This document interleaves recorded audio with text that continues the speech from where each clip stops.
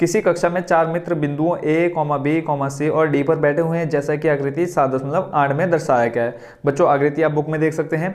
ठीक है, चंपा और चमेली कक्षा के अंदर आती हैं और कुछ मिनट तक देखने के बाद चंपा चमेली से पूछती है, क्या तुम नहीं सोचती कि ABCD एक वर्ग है? यानी जहाँ पर वो चारों बैठे हैं ABCD 4 बिंदु हैं, वो एक वर्ग है। चमेली इससे सहमत नहीं है। चमेली कहती है नहीं तो ऐसा तो नहीं है कुछ भी। दूरी सूत्र का प्रयोग करके बताइए कि इनमें कौन सही है। देखो चंपा और चमेली 2 सहेलियां हैं, तो हमें ये बताना है कि इन दोनों में से कौन सच्ची है और कौन झूठी है। तो देख लेते हैं पहले, जहाँ पर ABCD लिखा हुआ है, ABCD 4 दोस्त हैं। ठीक है, 4 जगह 4 बिंदुओं पर बैठे हैं, तो इनके जो बिंदु हैं पहले हम उनको लिख लेते हैं। देखेंगे अगर चित्र में डायग्राम में A देखेंगे बच्चों कहाँ पर है, X, पहले हम देखेंगे X अक्ष को, क्योंकि जो पहला हमारा बिंदु होता है वो किसका होता है, X अक्ष का। तो देखेंगे जो A है वो बैठी है कहाँ पर, 3 पर, और Y अक्ष से देखेंगे वो कहाँ पे आ रहा है, 4 पर। तो यानी पहला जो बिंदु आ गया 3,4। फिर देखेंगे B को, B देखेंगे बच्चों सबसे ऊपर है, और इसके जो बिंदु आ जाएंगे देखो X अक्ष पर 6 और Y पर 7, तो यहाँ से आ जाएगा 6,7। अब देखते हैं बिंदु C को। C देखेंगे इधर इस साइड लास्ट में है, राइट साइड में, तो इधर है X पर 9 बिंदु पर और Y पर 4, तो जो C है आ जाएगा 9,4। और D को देखेंगे, D है सबसे नीचे, X पर 6 और Y पर 1, तो 6,1 आ गया। ठीक हो गया बच्चों। देख लेते हैं डायग्राम, एक चतुर्भुज बना लेते हैं। अभी हमें नहीं पता है कि ये वर्ग है या नहीं है। ठीक है, नाम दे देते हैं ABCD, और इनके विकर्ण क्या हो जाएंगे बच्चों, AC और BD। अब हमें क्या दिखाना है, AB बराबर दिखाना है BC के, BC को बराबर दिखाना है CD, और इन चारों भुजाओं को हमें क्या दिखाना है, कुल मिला के बराबर दिखाना है। अगर चारों भुजाएं हमारी बराबर होंगी तो चंपा सही होगी, नहीं तो चमेली सही होगी। अभी पता चलेगा कि इन दोनों में से कौन सही है। तो सबसे पहले निकालेंगे हम AB के बीच की दूरी, तो यहाँ लिखेंगे AB के बीच की दूरी। बीच की दूरी का फॉर्मूला बच्चों हम एक बार में ही लिख लेते हैं, क्या होता है, x2 माइनस x1 का whole square plus y2 minus y1 का होल स्क्वायर। अब यहाँ देखेंगे x2 बच्चों पहले हम ले रहे हैं किसको, A और B को, तो x2 बच्चों हो जाएगा यहाँ पे कितना, 6 माइनस x1 हो जाएगा 3 पूरे का स्क्वायर, प्लस y2 कितना है हमारे पास 7 माइनस y1 हो जाएगा 4। ठीक है, इस पूरे का आ जाएगा स्क्वायर, और ये किसके अंदर है, रूट में। 6 माइनस 3 करेंगे आ जाएगा 3 का स्क्वायर, प्लस 7 माइनस 4 करेंगे बच्चों कितना आ जाएगा 3। ठीक है, और ये स्क्वायर, 3 का स्क्वायर बच्चों 9, प्लस 3 का स्क्वायर यहाँ आ जाएगा कितना 9, 9 और 9 को जोड़ के आ जाएगा बच्चों कितना 18। और 18 को अगर हम देखें तो क्या लिख सकते हैं, 3√2। कैसे, यहाँ देख लेते हैं। 18 को हम लिख सकते हैं 2 से भाग देंगे कितनी बार जाएगा, 9 बार, फिर देंगे 3 से 3 बार, और फिर देंगे दोबारा 3 से 1 बार। तो यहाँ देखेंगे 3 का जोड़ा बन गया, तो हमने ले लिया किसको, 3 को रूट से बाहर, और अंदर आ गया हमारे पास √2। तो ये आ गया बच्चों क्या, AB के बीच की दूरी। आप पूरा लिख लेना। ठीक है, अब निकालेंगे हम किसके, BC के बीच की दूरी। यहाँ लिख लेंगे BC के बीच की दूरी, BC के बीच की दूरी। फॉर्मूले से बच्चों फॉर्मूला सेम रहेगा, x2 माइनस x1। अब लेना है इन दोनों को, B और C को। देखो x2 हो जाएगा यहाँ पे कितना 9, रूट में आ जाएगा 9 माइनस x1 हो जाएगा 6 का स्क्वायर, प्लस फिर यहाँ देखो y2 कितना हो जाएगा 4 और y1 हो जाएगा 7। तो यहाँ से आ जाएगा 4 माइनस 7 पूरे का स्क्वायर। तो 9 माइनस 6 करेंगे बच्चों कितना आ जाएगा, प्लस का 3 का स्क्वायर, प्लस 4 माइनस 7 करेंगे आ जाएगा माइनस का 3, और यहाँ पे पूरे का स्क्वायर। ठीक हो गया, 3 का स्क्वायर प्लस का 9 आ जाएगा, ऐसे 3 का स्क्वायर माइनस 3 का स्क्वायर करेंगे आ जाएगा प्लस का 9।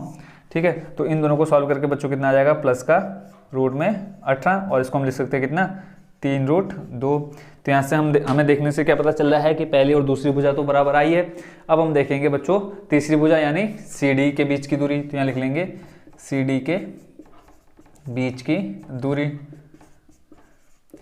क्या हो जाएगा बच्चों, देखो CD को लेंगे तो देखेंगे तीसरी और चौथी भुजा, यहाँ पे कितना हो जाएगा बच्चों, फॉर्मूले से x2 हो जाएगा प्लस का 6 माइनस x1 हो जाएगा माइनस 9।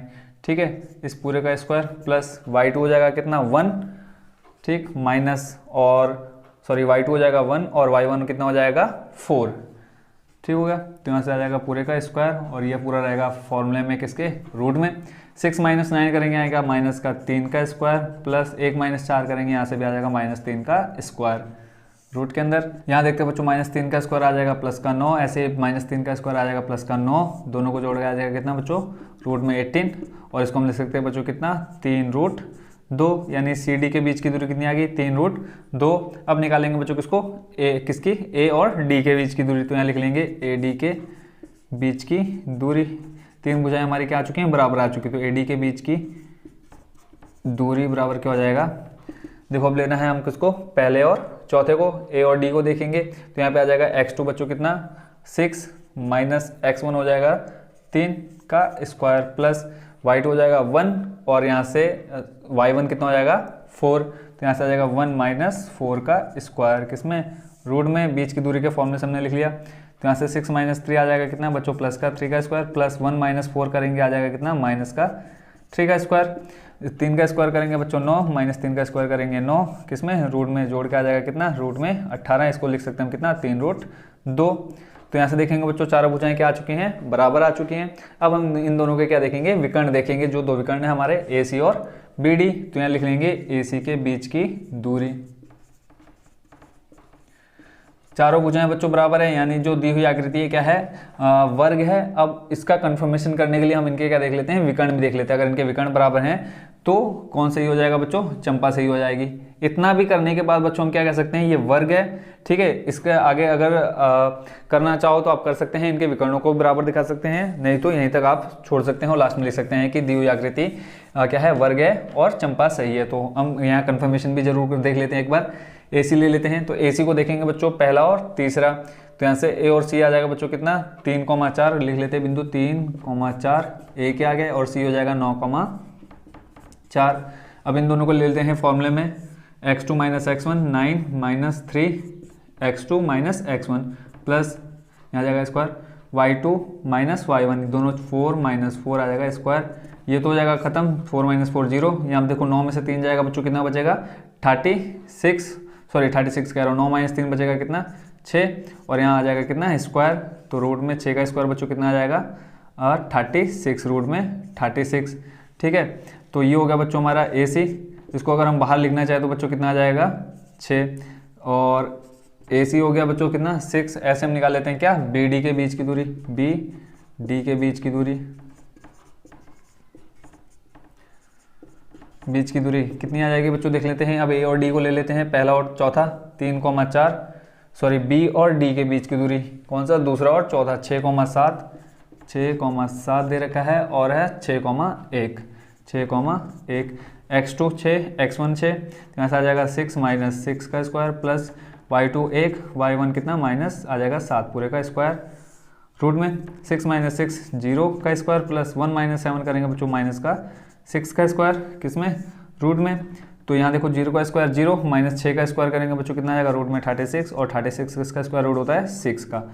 तो यहाँ से बच्चों हम लिख सकते हैं कि दोनों विकर्ण बराबर हैं और चारों भुजाएं बराबर हैं। तो दिखा देते हैं ए बी बराबर बी सी बराबर सी डी बराबर ए डी, व क्या विकर्ण है हमारे ए सी बराबर बी डी बराबर है। तो यहाँ से हम लिख सकते हैं क्या, दी हुई आकृति एक वर्ग है अतः चंपा सही है। बच्चों जितना क्वेश्चन लेंथी था उतना ही बच्चों बहुत ही क्वेश्चन क्या था, इजी था। तो ये हो गया बच्चों हमारा क्वेश्चन नंबर 5 भी कंप्लीट।